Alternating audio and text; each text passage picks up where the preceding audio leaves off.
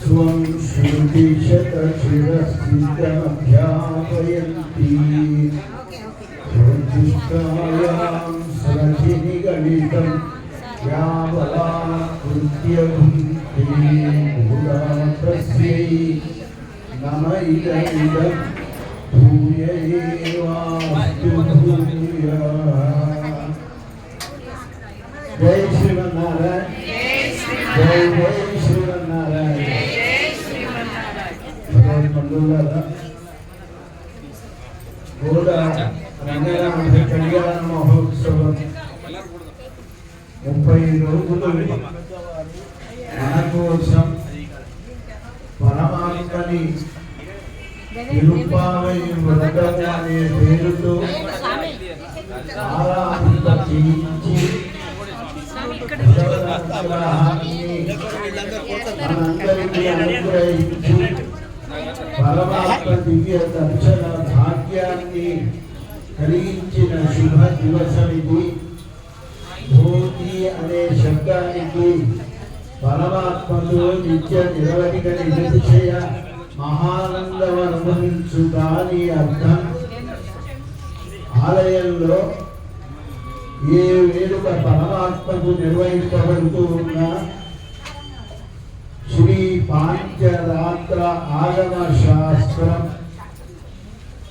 భగవానుడి తనని ఎలా ఆరాధించాలో మా ఆలయంలో మాట్లాడింది.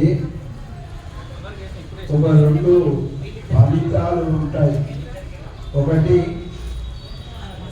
పుణ్యం, భగవంతుడి నుంచి పొందవలసినది దూరం అవుతాం.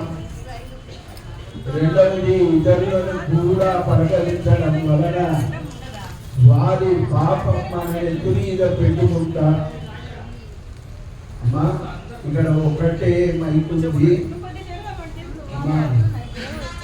చాలా మైకులు మీ వద్ద, కానీ నాకు ఒకటే మైకు ఇచ్చారు. దయచేసి కళ్యాణం మీరు అనుకున్నంతలో పూర్తి చేస్తారు స్వామి. నిశ్శబ్దంగా భావిస్తూ గోదా రంగనాథ స్వామిని స్మరిస్తే ఆ పుణ్యం ఎంత గొప్పదో ఇవాళటి భాషల వైభవం సూచిస్తారు. భగవంతుణ్ణి ఆరాధించే క్రమం విశ్వక్సేన ఆరాధనతో ప్రారంభిస్తారు అర్చక స్వామి. భగవద్ ఆరాధన అంటే ఎలా ఉంటుందండి?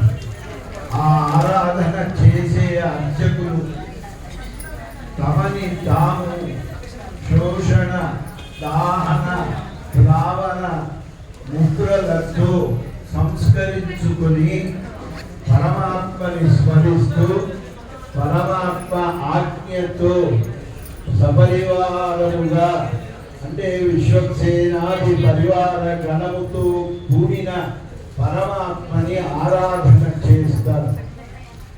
గొప్ప ఆనందం పరమాత్మకి ఆ ఆరాధన అంటే. ఆ ఆరాధనలో విశ్వక్సేన ఆరాధన ఇప్పటి వరకు నిర్వహించారు. విశ్వక్సేనుల వారు ఎవరండి? పరమాత్మ యొక్క సంకల్పాన్ని అనుసరించి ఈ లోకంలో భగవద్ ఆజ్ఞను శిరసావహించే మహనీయులు. బ్రహ్మాది దేవతలు కూడా తిరుమల శ్రీనివాసుని సన్నిధికి నిత్యం వస్తూ సేవిస్తూ అక్కడే ఉంటే విశ్వక్సేనుల వారికి అధికారం ఇచ్చి ఒక పెద్ద చేత ఇచ్చి వారి వీపులో స్పర్శ కలిగించి మళ్ళీ వాళ్ళ స్థానాలకు వాళ్ళు వెళ్ళేట్టుగా పరమాత్మ చేత అనుగ్రహింపబడిన పరమ గొప్పనైనటువంటి తత్వం విశ్వక్సేన చతుర్బాహు. వారికి కూడా 4 భుజములు ఉంటాయి. భగవద్ ఆరాధన గొప్పనైనటువంటి అదృష్టం. ఇక్కడ నిర్వహించే పెద్దలు వేదాంత ప్రవర్తకులు శ్రీమాన్ గట్టు రంగాచార్య స్వామి వారి కుమారశేఖరులు అలంకార శిలో రత్నం అది అంత అందంగా అలంకరించారు.